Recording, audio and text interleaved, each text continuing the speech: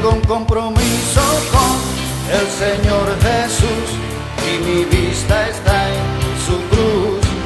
No quiero fallarle más, quiero serle fiel, mi confianza está en Él. Empezar lo hace cualquiera, lo duro es ganar la carrera. Muchos quedan atrás, no pueden más, no. Mantente firme, no ceda, una corona te espera. Debes orar, trabajar y luchar y a la meta llegarás. Tengo un compromiso con el Señor Jesús y mi vista está en su cruz. No quiero fallarle más, quiero serle fiel, mi confianza está en Él. Los compromisos del mundo resultan poco profundos, las amistades fracasan, no hay amor, no. Hasta la iglesia se encuentra entretenida y sedienta. Joven despierta, ya Cristo regresa. Joven despierta, despierta ya, despierta ya. No te conformes con un banco en el templo. Sé un ejemplo y no mires atrás. No. No es comenzar, sino llegar al final.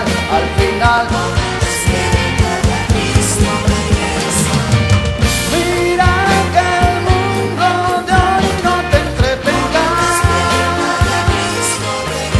que cuando Él venga una corona Él te dará.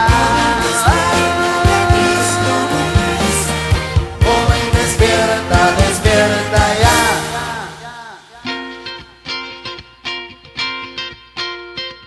Tengo un compromiso con el Señor Jesús y mi vista está en su cruz. No quiero fallarle más, quiero serle fiel, mi confianza está en Él. Tengo un compromiso con el Señor Jesús. No quiero fallarle más, quiero que mi vida brille en mi diario andar. Confía en Él.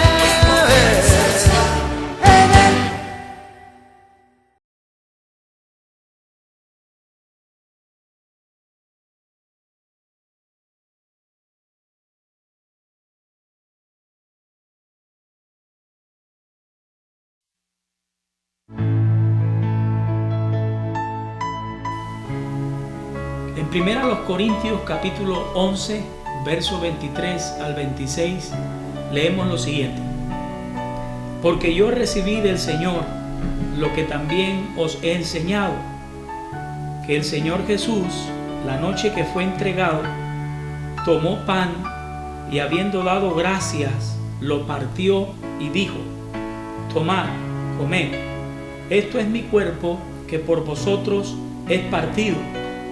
Haced esto en memoria de mí. Asimismo tomó también la copa después de haber cenado, diciendo: Esta copa es el nuevo pacto en mi sangre. Haced esto todas las veces que la bebiereis en memoria de mí. Así pues, todas las veces que comiereis este pan y bebiereis esta copa, la muerte del Señor anunciáis hasta que Él venga.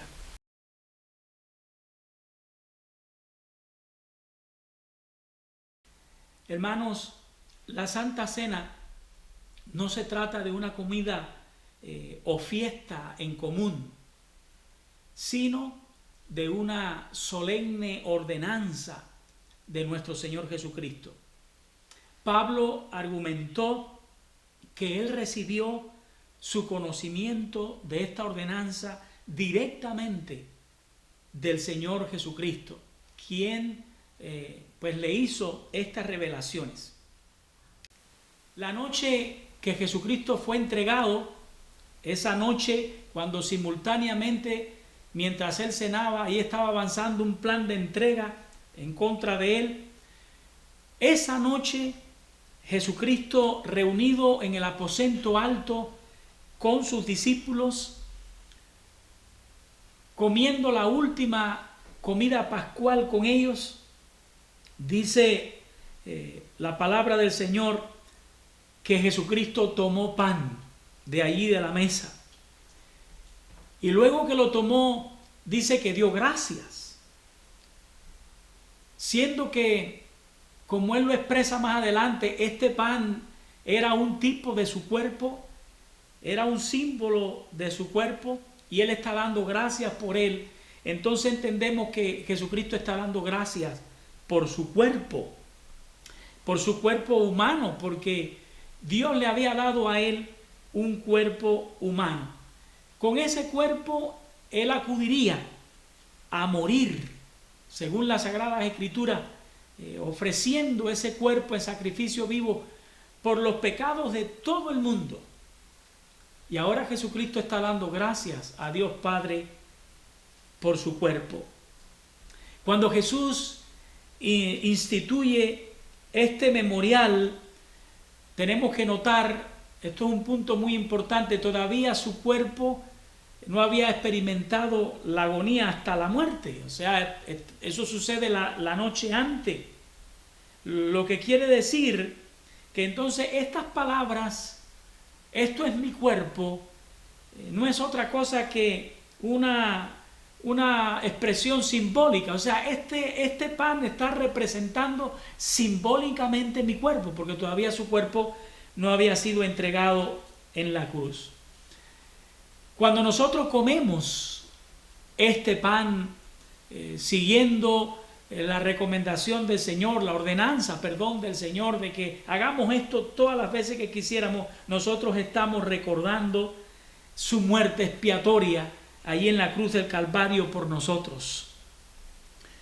Cuando nosotros comemos, estamos trayendo a la memoria de hoy presente este evento que indiscutiblemente trajo grandes beneficios a todos nosotros los seres humanos.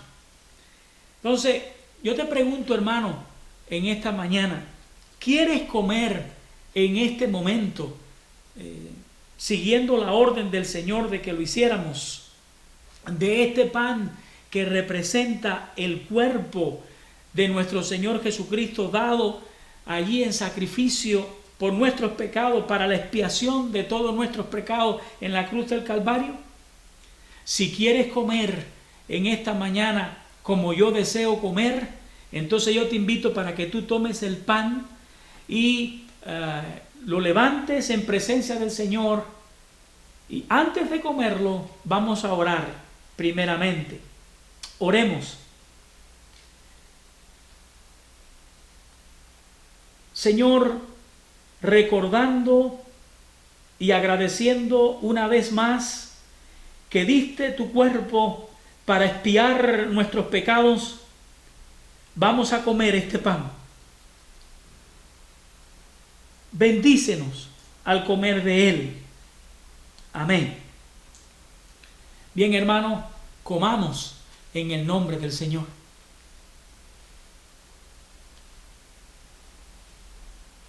Amén. Y gracias, Señor. Dice que asimismo Jesús tomó también la copa. Una copa de allí de la mesa que contenía vino. Y dijo a los discípulos: esta copa es el nuevo pacto en mi sangre. De la misma manera, lo que Cristo está queriendo decir es que aquella copa que contenía vino representaba a su sangre del nuevo pacto que se derramaría al día siguiente ahí en la cruz del Calvario.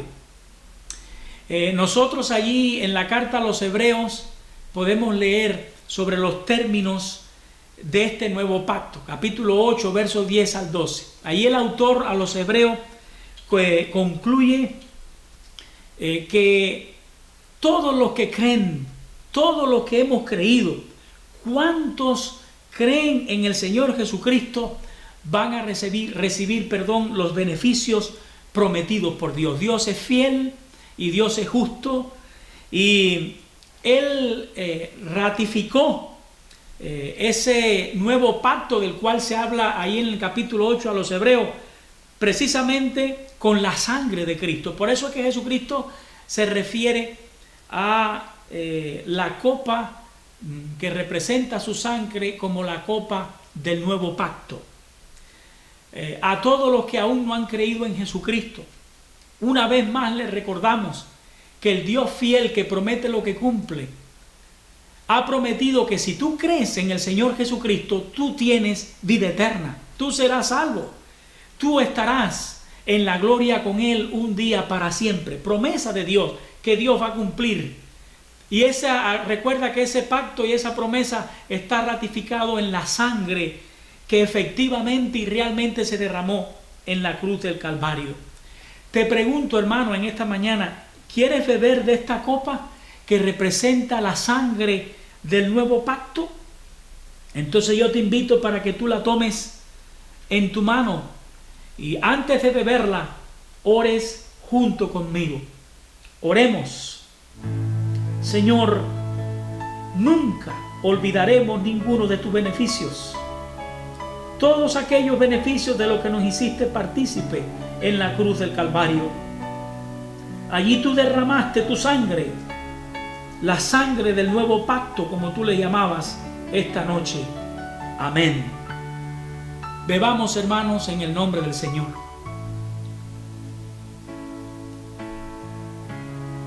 Amén. Gracias, Señor. Bueno, esta ordenanza, hermanos, no fue dado solamente a los primeros cristianos en los primeros días de la iglesia. Esto queda ampliamente demostrado por la expresión que leemos al final de este capítulo, de este pasaje. El apóstol Pablo escribió: así pues, todas las veces que comiereis este pan y bebiereis esta copa, la muerte del Señor anunciáis hasta que Él venga. Esta expresión, hasta que Él venga, esto quiere decir que esta fue una ordenanza que el Señor dio a los creyentes para todos los tiempos, para todas las edades, hasta que Él regrese por segunda vez. A todo el pueblo de Dios hasta que Él venga por segunda vez. Que Dios les bendiga hasta nuestro próximo servicio de Santa Cena. Amén y amén.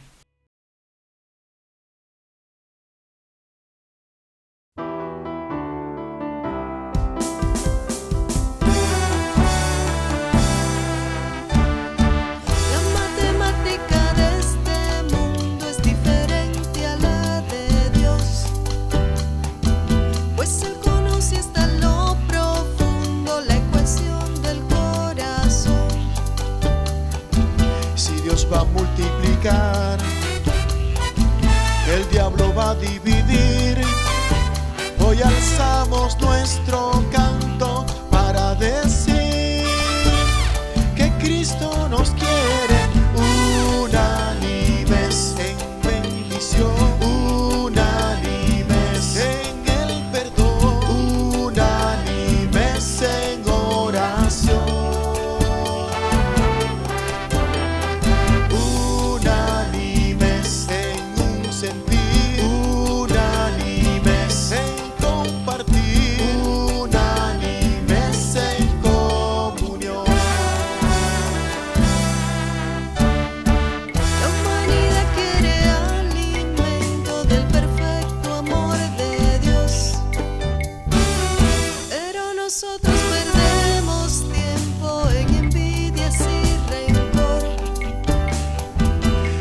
dependen de mí.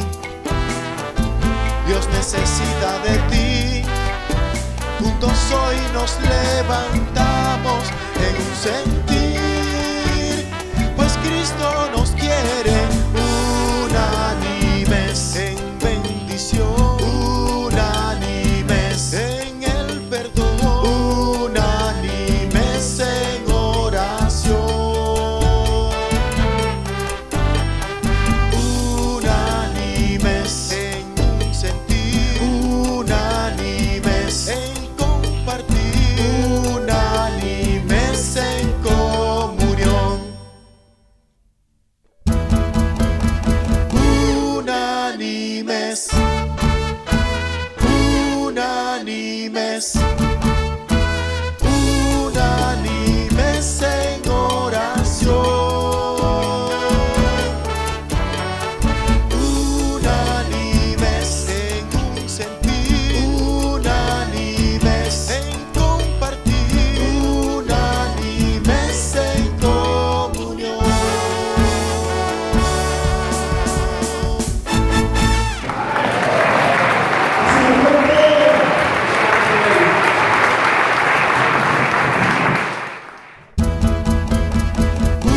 Unánimes, unánimes, unánimes en oración, unánimes en un sentir, unánimes en compartir, unánimes en comunión.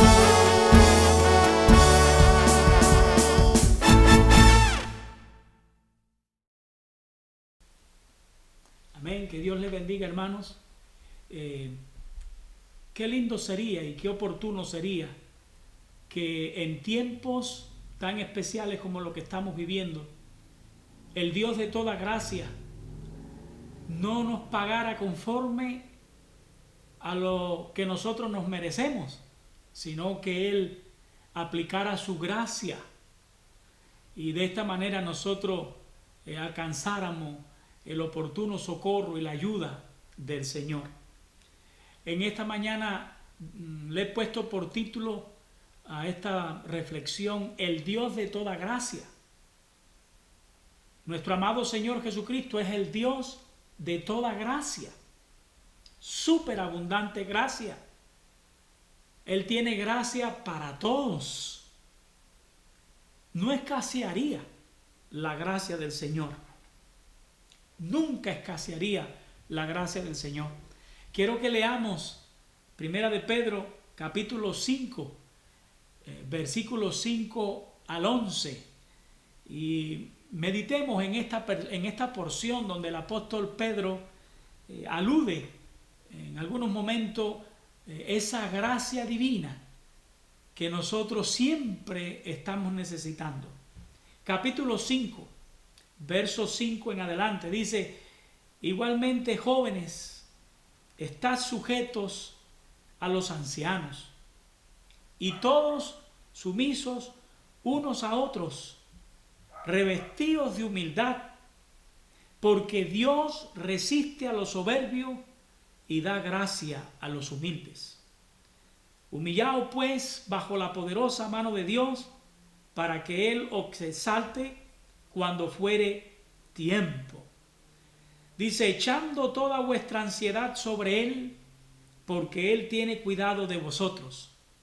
Sed sobrios y velad, porque vuestro adversario, el diablo, como león rugiente, anda alrededor buscando a quien devorar, al cual resistid firmes en la fe, sabiendo que los mismos padecimientos se van cumpliendo en vuestros hermanos en todo el mundo. Mas el Dios de toda gracia, que nos llamó a su gloria eterna en Jesucristo, después que hayáis padecido un poco de tiempo, Él mismo os perfeccione, afirme y fortalezca y establezca. A Él sea la gloria y el imperio por los siglos de los siglos. Amén. Bueno, creo que si queremos oportunamente ser beneficiados por la gracia de Dios en estos días, debemos de atender el consejo que el apóstol Pedro nos da en este versículo 5, del capítulo 5 específicamente. Él dice que debemos de revestirnos de humildad. La humildad es una gran virtud, porque nos ayudaría si nosotros acabáramos de entender cuánto nos puede ayudar ser humilde. Primero, ser humilde y humillarnos ante los demás y ante Dios nos ayudaría a tener una visión correcta de nosotros mismos. A veces no consideramos a los demás de la manera que deberíamos. Lo miramos como menos, nosotros nos miramos como más. Pero ser humilde nos ayudaría a tener una consideración correcta de quiénes somos realmente y también quiénes son los demás, que no son menos que nosotros, sino la palabra de Dios nos enseña que debemos de verlo todo lo contrario, como superiores a nosotros mismos. O sea que ser humilde nos ayudaría también en el sentido de que nos presentaríamos nosotros mismos siempre bien dispuestos para realizar las tareas que son rechazadas por la mayoría, pues porque son tareas penosas, porque son tareas difíciles, como tener que limpiar un baño, etc. Pero cuando nosotros somos humildes, la humildad nos prepararía para nosotros tener siempre la disposición para hacer esas tareas penosas. Nos ayudaría a ser humilde también ante Dios por el hecho de que tendríamos su aprobación y tendríamos su bendición y su oportuno socorro en el día difícil, en el día de la prueba. Bueno, me pregunto cómo sería una congregación de hermanos donde todos sus miembros tuviesen este espíritu de humildad de la que habla el apóstol Pedro aquí. Notemos que Pedro dice, afirmando que Dios resiste a los soberbios. Aquellas personas que no son humildes ni ante Él ni ante sus semejantes. Dios lo resiste, Dios lo aborrece. Y Dios, dice el apóstol Pedro, en cambio le da gracia a los que son humildes. El Dios de toda gracia tiene gracia para los que son humildes de corazón. Yo creo que si no hubiera otra razón en la vida para ser humilde, esta sería suficiente. Saber que el Dios de toda gracia se opone a la soberbia y que bendice la humildad. Por eso en esta mañana, primeramente, los llamo a ustedes y me llamo yo también a que seamos humildes en tiempos como estos delante del Señor. Abracemos con humildad la voluntad de Dios. Seamos humildes ante los demás, considerándolos como personas como nosotros o superiores a nosotros, nunca menos. Dios, no olvidemos esto, Dios está listo para recompensarnos si nosotros somos humildes. ¿De qué manera? Recompensarnos con su gracia. ¿Qué cosa es gracia? Tratarnos como no merecemos. De esta manera el Señor nos beneficiaría tremendamente a nosotros. En el versículo 6, Pedro nos exhorta: humíllense pues bajo la mano poderosa del Señor, para que Dios os exalte, dice el apóstol Pedro, cuando fuere su tiempo o cuando fuere tiempo, porque el Señor tiene un plan con nosotros y el Señor que mira para atrás, conoce el presente y sabe el futuro. Él sabe cuándo es el tiempo para que nosotros alcancemos lo que estamos necesitando. Bueno, es evidente que hoy estamos necesitando de la ayuda, del socorro, del apoyo del Señor, de la respuesta del Señor. ¿Cuál es la actitud que nosotros debemos de tener delante del Señor hoy? Bueno, humildad ante Él, humildad ante el Dios de toda gracia, colocarnos humildemente bajo las manos del Señor, no salirnos de allí. En el versículo 7 que acabamos de leer, Pedro quiere hacernos saber que nosotros no debemos de estar ansiosos, aunque las circunstancias pues pudieran generar ansiedad en nosotros. Pero Pedro nos recuerda en el versículo 7 que no debemos de estar ansiosos. Nos advierte que ponernos ansiosos sería innecesario. Innecesario. ¿Por qué? Bueno, los creyentes tenemos un gran privilegio.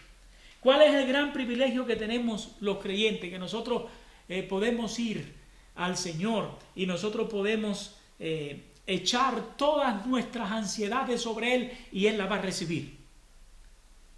Echando toda vuestra ansiedad sobre Él, porque dice Pedro, Él tiene cuidado de nosotros. Entonces podemos echar nuestras ansiedades. ¡Qué privilegio tan grande!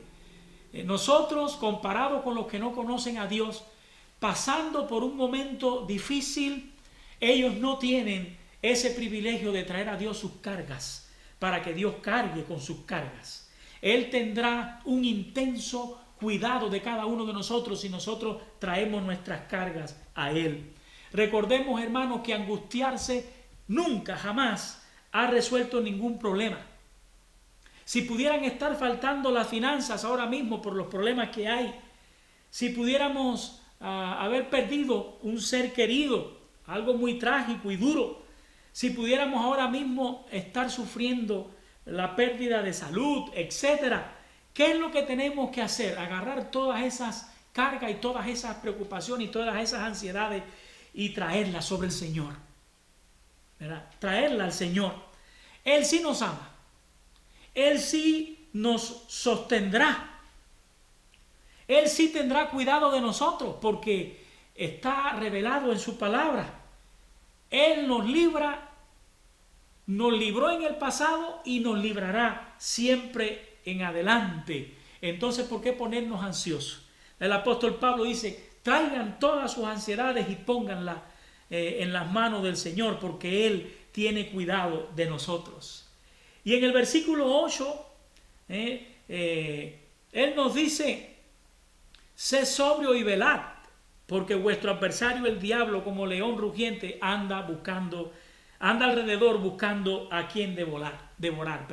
Bueno, aunque no deberíamos de tener ansiedad, no tenemos por qué quedarnos encharcados en la ansiedad, sí deberíamos, dice el apóstol Pedro, tener sobriedad. ¿Qué cosa es ser sobrios? Es tener sobriedad, es ser serios en nuestra manera de pensar. Es ver la vida como Cristo la ve, no como nosotros tendemos a verla o como los seres humanos tienden a verla. Tenemos que adoptar esa visión cristiana de la vida. Debemos de adoptar esa nueva actitud de la que la palabra del Señor nos enseña. Debemos de tener, dice el apóstol Pedro, una constante vigilancia. Él dice, sé sobrio y velad. Esa es la actitud que en tiempos como estos nosotros debemos de tener. Serios y activos, vigilantes. Porque dice Pedro, advirtiéndonos que nosotros tenemos un adversario que no siempre se va a manifestar de la misma manera. Por eso es que tenemos que estar vigilantes. Nunca Satanás nos ataca presentándose de la misma manera. A veces pretende hundirnos moralmente. A veces pretende interrumpir lo que nosotros queremos con mucho amor hacer para el Señor. Pero hay veces, dice Pedro, que se presenta como un león rugiente. Y cuando Él se presenta como un león rugiente, ¿En qué sentido nos quiere hundir? Nos quiere hundir en el temor. Y eso es lo que miramos, ¿verdad? Cuando abrimos la televisión y escuchamos las noticias, cuando nos detenemos a escuchar las fuentes, donde nos enteramos de todo lo que está pasando, si le ponemos atención, nos vamos a dar cuenta de que el diablo pretende atemorizar al mundo entero, pero también a los hijos de Dios, rugiendo de una manera espantosa para que nosotros agarremos miedo, que no va a haber dinero, que no va a haber alimento, que no va a haber comida, que esto no se va a acabar, que este problema no va a tener final. El diablo rugiente, pero nosotros debemos de estar vigilantes. Y dice la Biblia que nosotros debemos de resistir a ese enemigo del mundo y de nuestras almas. En el versículo 9, miren cómo dice el apóstol Pedro: al cual resistid firmes en la fe. Al cual resistid firmes en la fe. O sea, en este versículo Pedro nos llama a no rendirnos ante la furia de Satanás, ante la apariencia de un león rugiente de Satanás. Y Pedro dice, llamándonos, resistirle. Resistirle, ¿cómo? ¿Cómo? En la fe, resistir a Satanás. No tenemos fuerza en nosotros mismos. ¿Cómo vamos nosotros mismos a pretender a resistir al león rugiente de Satanás? No somos capaces de hacerlo por nuestra propia cuenta, en nuestro propio brazo. Pero si humildemente, como él nos decía al principio, nos colocamos bajo las manos poderosas de Dios y dependemos del Señor, en la fe, actuando en fe, nosotros podemos resistir al enemigo de nuestras almas. Y nosotros podemos, en medio de una situación como esta, estar tranquilos, estar confiados, no ansiosos, no desesperados. Una de las tácticas de Satanás es hacernos creer que nosotros somos lo que más estamos padeciendo en el mundo. Y por eso él le dice en el versículo 9 a todos los creyentes en todos los tiempos, dice, sabiendo que los mismos padecimientos se van cumpliendo en vuestros hermanos en todo el mundo. O sea, no somos los únicos que estamos sufriendo, no somos los que más estamos sufriendo en el mundo. Nuestros padecimientos no son únicos. Eso el diablo quiere hacérnoslo creer, pero no es así.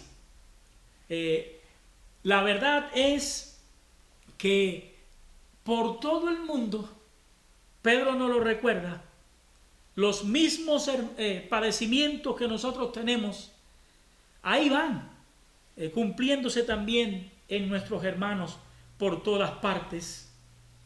Ahora, hermano, no importa cuán trágica, no importa cuán recia sean las pruebas, nosotros debemos de recordar algo que es muy importante, y Pedro lo escribe aquí en el versículo 10, y este es el texto que es la base de esta reflexión que les estoy compartiendo. Pedro dice, no importa cuáles sean nuestras pruebas, recordemos, gracias, dice, mas el Dios, de toda gracia que nos llamó a su gloria eterna en Jesucristo, después que hayáis padecido un poco de tiempo, Él mismo os perfeccione, afirme, fortalezca y establezca. El Dios de toda gracia, dice el apóstol Pedro, no importa cuáles sean nuestras aflicciones, no importa cuáles sean nuestras pruebas. Fíjense qué título tan maravilloso tiene nuestro Dios, amado Señor Jesucristo, el Dios de toda gracia. Este es un título que nos recuerda que Dios nunca nos va a tratar como nosotros nos merecemos, si nosotros humildemente venimos a Él y nos refugiamos en Él.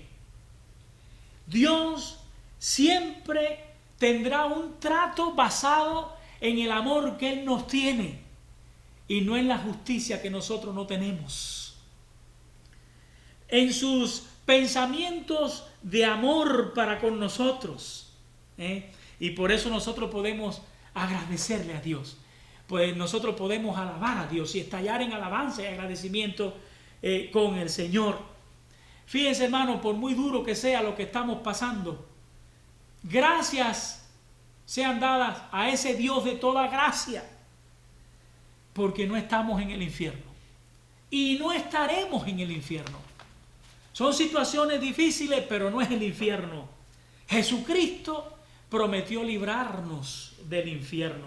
Vamos a estar en la gloria con el Señor, porque el Dios de toda gracia, si creemos en Jesucristo, no nos va a tratar como nosotros nos merecemos. Y esto debería de consolarnos y debería de orientarnos en estos momentos tormentosos que estamos viviendo. Otro consuelo que vamos a recibir, dice, por la gracia que hay en nuestro Dios, dice que Dios de toda gracia nos llamó a su gloria eterna. Es una cosa maravillosa, sin nosotros merecerlo, siendo nosotros como trapo de inmundicia ante la santidad y la justicia del Señor. Dios, dice, nos llamó a su gloria eterna mediante Jesucristo. Qué cosa tan maravillosa, su gloria eterna. Entonces no importa la fiereza de las pruebas aquí. Jesucristo nos recogió del montón de desperdicio y dice aquí, para que un día estemos con Él para siempre en su gloria. Es una cosa maravillosa. Bendito sea el Señor. Entonces, no importa lo que falte hoy, lo más lindo, lo eterno, lo maravilloso, lo glorioso, ya lo tenemos garantizado de parte de nuestro Dios. Otro consuelo del que habla el apóstol Pedro aquí, no solamente que nos llamó a su gloria eterna en Jesucristo, dice, después que hayáis padecido un poco de tiempo. O sea que las pruebas, no importa cuán fieras luzcan, para los hijos de Dios son momentáneas, son pasajeras. Dice, después que hayáis padecido un poco de tiempo. Esto no va a ser para siempre. Este sufrimiento es solo por un poco de tiempo. Y aquí está el aliento final del apóstol Pedro para nosotros. En el versículo 10, él dice, después de que hayáis padecido un poco de tiempo, él mismo os perfeccione, afirme, fortalezca y establezca. Mire qué cosa tan maravillosa. Este sufrimiento que Dios está permitiendo que nosotros ahora mismo momentáneamente experimentemos, Dios lo está permitiendo y lo está hasta empleando para moldearnos a nosotros.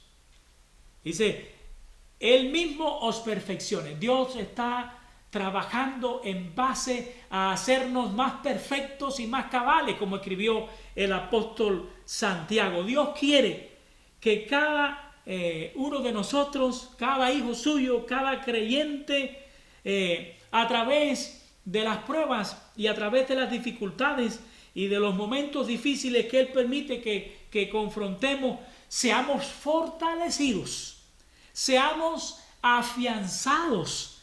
Dice el apóstol Pedro, Dios quiere que cada creyente esté firmemente plantado. ¿Verdad? Entonces, concluyendo, amados hermanos, no importa la fiereza de estos tiempos que estamos viviendo, no importa todo lo que se escuche que pudiera venir, pongamos nuestra atención en el Dios de toda gracia que está por detrás de todo lo que miramos.